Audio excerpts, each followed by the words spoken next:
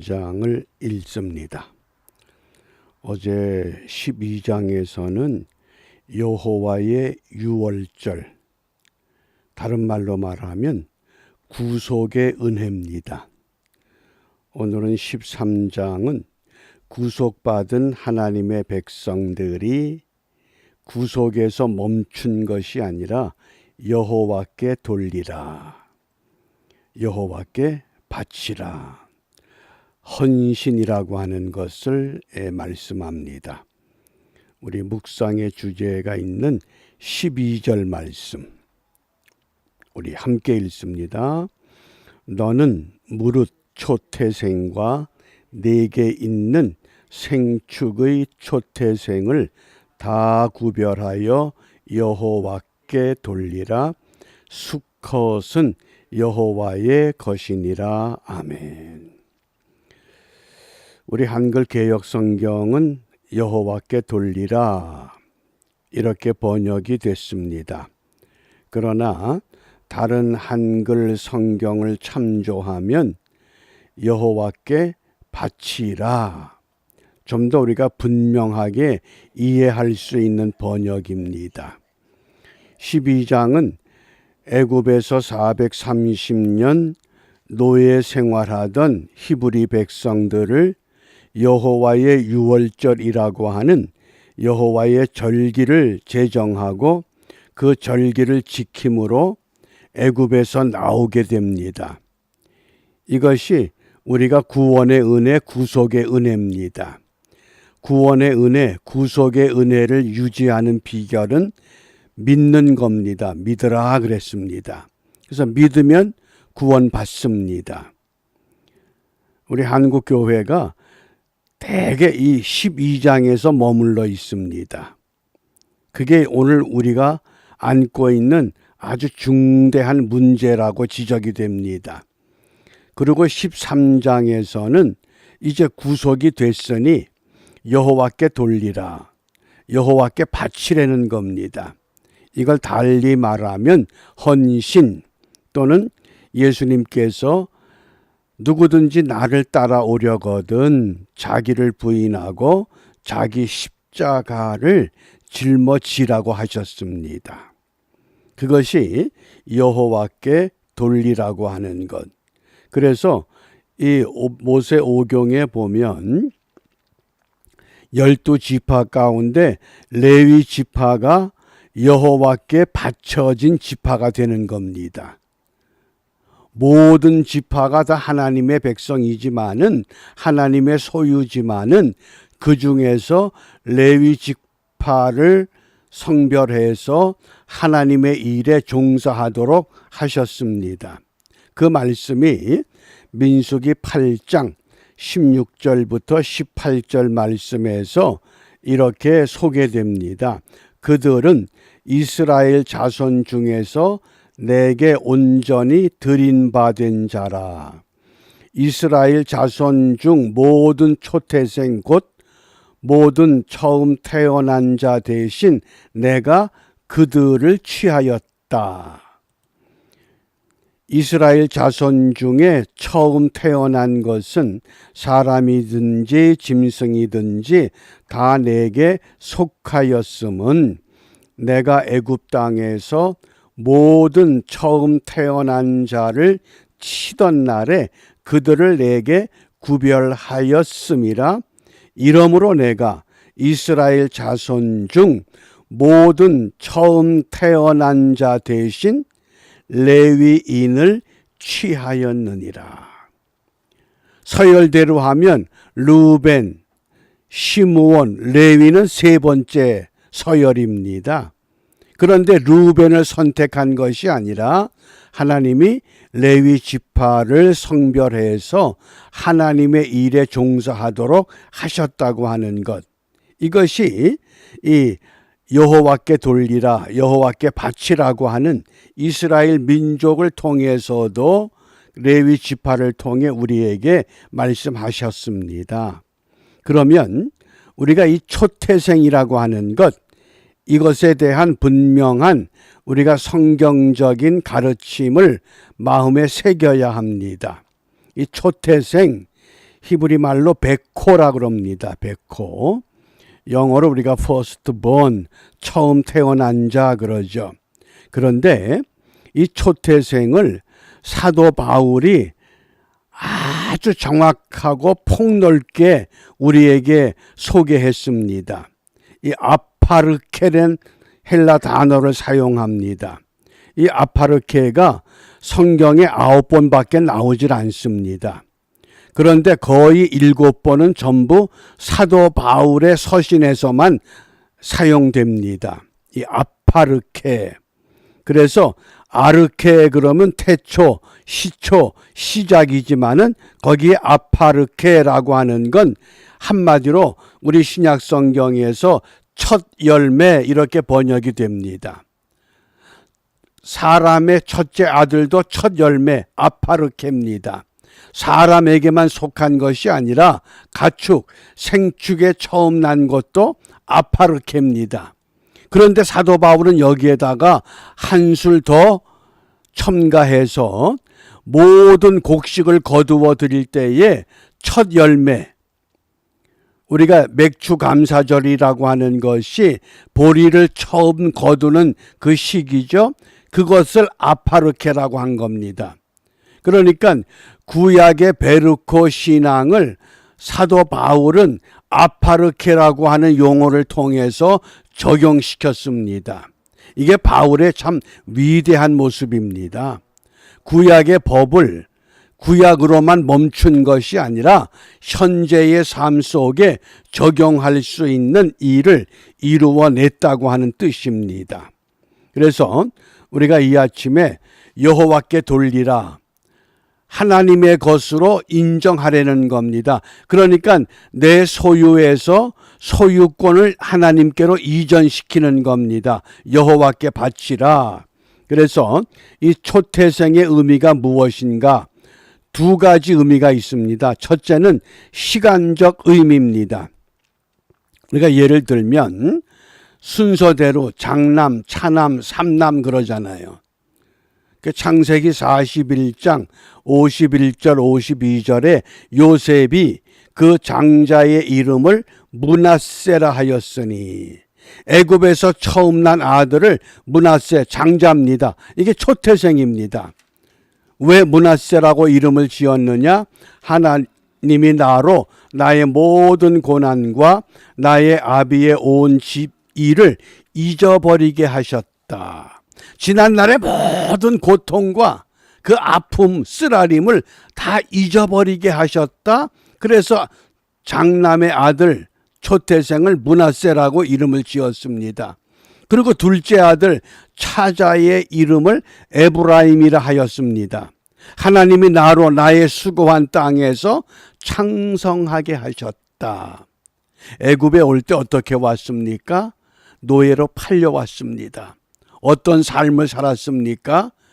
참 억울하게 감옥에 갇히기도 하고, 이런 고통스러운 세월을 보내고 애굽의 총리가 되었을 때, 그래서 첫 아들 초태생은 므낫세요, 둘째 아들은 에브라임입니다.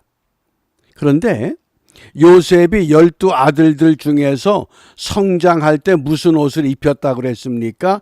채색 옷.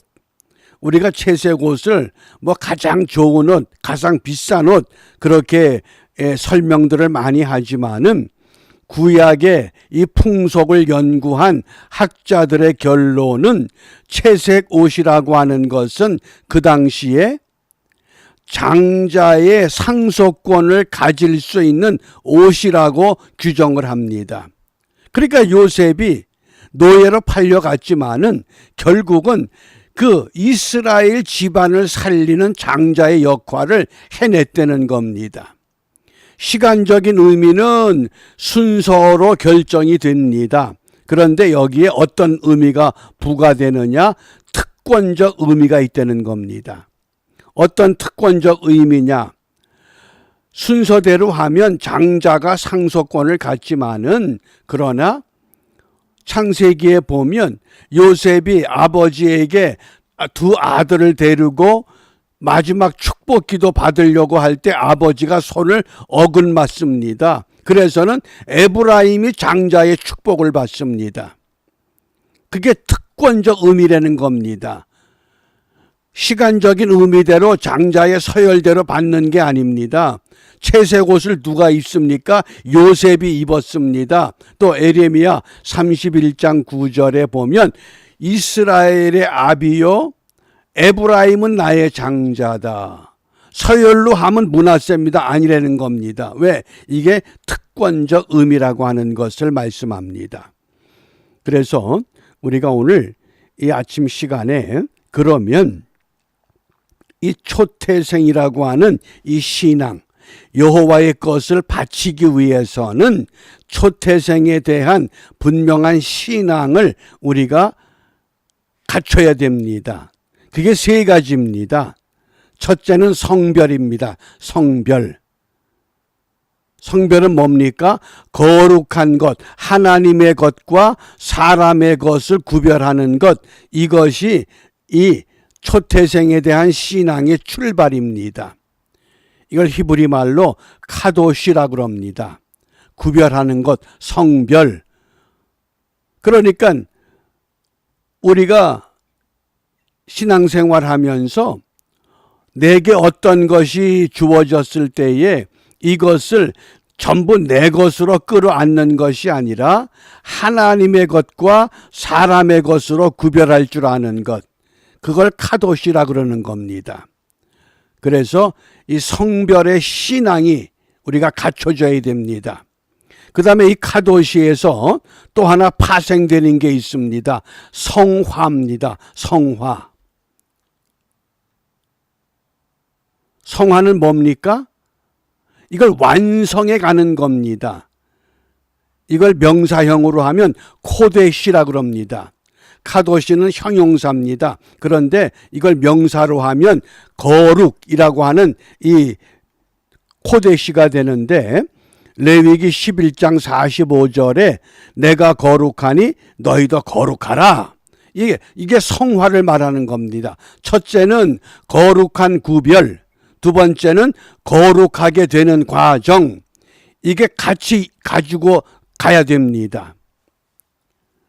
이 날짐승 가운데 조류들 중에서 수명이 가장 오래된 그 새가 독수리라고 합니다. 독수리의 평균 수명이 70년이라고 합니다. 70년. 그런데 독수리가 40년이 되면 아주 중대한 고비를 맞이하게 된다고 합니다. 그냥 40년을 살고 죽을 수밖에 없는 독수리의 몸이 부리가 다 두터워서 무뎌지고 발톱이 다 무뎌져서 그 먹이를 잡을 수 없게끔 둔화된다는 겁니다. 또 그 털이 깃털이 무거워져서 그렇게 옛날처럼 쏜살같이 날아다니지 못하는 그런 상황이 40년째 찾아온다고 합니다. 그럼 이때 독수리가 어떻게 하느냐? 이대로 죽을 것이냐 아니면 다시 30년을 더 살 것이냐? 그래서 중대한 결정을 하는데 높은 산 바위, 그 독수리 둥지에 들어가서 150일 동안 꼼짝을 하지 않습니다. 그 무엇 하느냐? 그 둔해진 독수리의 그 부리를 바위에 대고 내리 찍는 됩니다.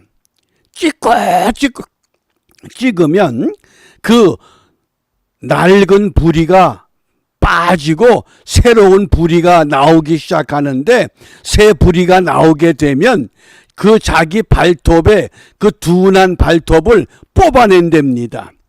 그러면 새 발톱이 나오고 깃털에 이 무거워서 날지 못하게 하는 깃털 그걸 다 뽑아내면 새로운 깃털이 나오는데 그때부터 다시 30년을 더 산다는 겁니다.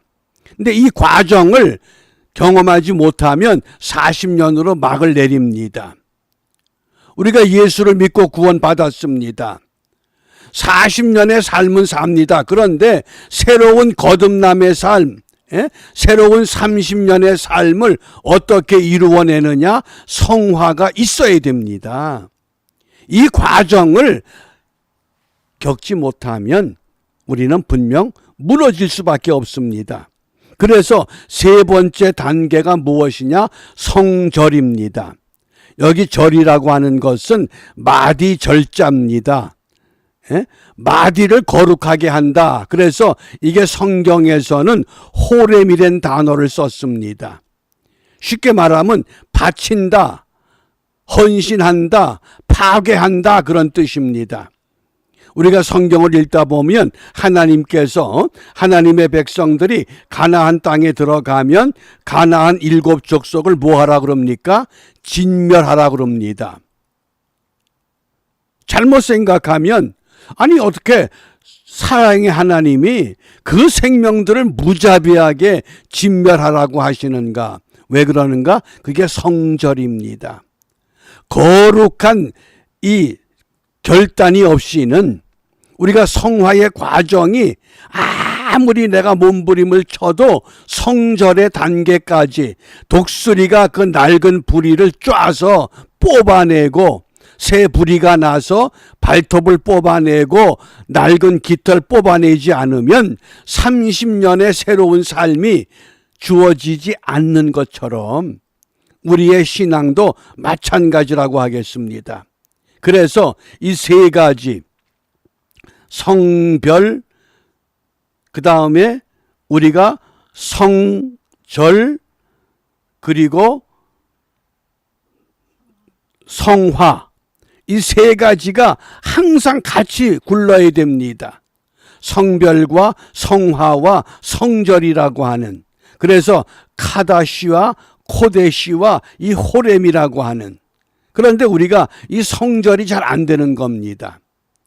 그래서 우리가 이 코로나의 시기를 거치면서 한국교회가 하나님께서 어떤 기회를 주시느냐, 정말 이 성절의 은혜를 다시 한번 우리가 체험하고 경험하고 결단함으로 인해서 한국교회 그 짧은 역사 속에서 놀라운 부흥의 불길을 일으켜냈던 것처럼 다시 한번 이제는 한국 땅에서의 부흥이 아니라 한국을 통해서 세계 열방을 구원화시키고자 하는 하나님의 거룩한 뜻이 내포된 은총을 우리가 발견해야 됩니다. 그러기 위해서는 너나 할 것 없이 오늘 이 성절의 세계 속에, 성절의 은혜 속에 우리가 동참해야 합니다. 그것을 여호와께 돌리라고 말씀한 겁니다. 하나님께 바쳐라. 그래서 이러한 그 말씀에 우리가 맥을 중심으로 그러면 우리가 무엇을 기도할 것이냐? 베드로전서 1장 16절이죠. 그 레위기 11장의 말씀을 인용해서 사도 베드로는 내가 거룩하니 너희도 거룩할지어다. 우리가 거룩한 믿음을 회복하면 지금 어떤 상황에 있든지 이제 뭐 독수리가 부리가 다 무뎌지고 발톱이 묻어지고 깃털이 낡아져서 도저히 용맹스런 독수리의 역할을 할 수 없는 지경까지 왔지만은 150일 동안 높은 바위 틈새에서 정말 몸부림을 치면서 부리를 뽑아내고 발톱을 뽑아내고 낡은 깃털 뽑아냄으로 인해서 새로운 생명의 삶을 연장해 가는 것처럼 오늘 우리 한국교회가 먼저 우리 자신들이 거룩한 믿음을 회복해서 다시 한번 우리에게 주는 하나님의 부흥의 그 놀라운 그 비전을 우리가 함께 마음에 담고 정말 성경대로 믿고 말씀 따라 생활하는 우리가 신앙 공동체를 회복하기만 하면 이제까지 누려보지 못했던, 이제까지 경험하지 못했던 새로운 세계가 반드시 우리 앞에 펼쳐질 기회가 눈앞에 있습니다. 어떤 걸 잡을 것이냐, 이대로 주저앉을 것이냐, 아니면 앞으로 나갈 것이냐. 내가 거룩하니 너희도 거룩할지어다. 그래서 출애굽기 12장에서 여호와의 유월절을 말씀한 후에는 여호와께 돌리라, 여호와께 바치라, 우리가 분명히 이 성별과 성화와 성절의 이 은혜, 이 세 가지 용어, 이것을 잘 마음에 담고 오늘도 우리가 믿음 가운데서 다시 한번 일어서는 복된 하루가 되시기를 바랍니다. 기도하겠습니다. 살아계신 나의 아버지 하나님, 은혜를 감사합니다. 어두운 땅에 하나님의 선교사들을 조선 땅에 오게 하시고 저들의 수고와 헌신과 희생을 통해서 짧은 선교 역사 속에서 이제는 가장 많은 선교사들을 세계에 파송한 축복받은 하나님의 백성과 하나님의 교회로 인도해 주셨습니다. 그러나 이제 아주 중요한 갈림길에 서 있습니다. 비옵기는 이때를 우리가 다시 한번 자각하며 우리 모두 내가 해야 할 신앙의 몫이 무엇인가를 분명히 찾아서 한 사람 한 사람, 한 교회 한 교회 거룩한 믿음 회복하여 성경대로 믿고 말씀 따라 순종하게 될 때 이제까지 경험했던 부흥과 하나님의 은혜가 더 놀랍도록 우리 앞에 예비되어 있음을 바라보면서 우리 모두 함께 내게 주어진 신앙의 본분 믿음으로 바르게 감당하며 경주하는 일에 하나 되도록 축복하여 주시옵소서. 예수님 이름으로 기도합니다. 아멘.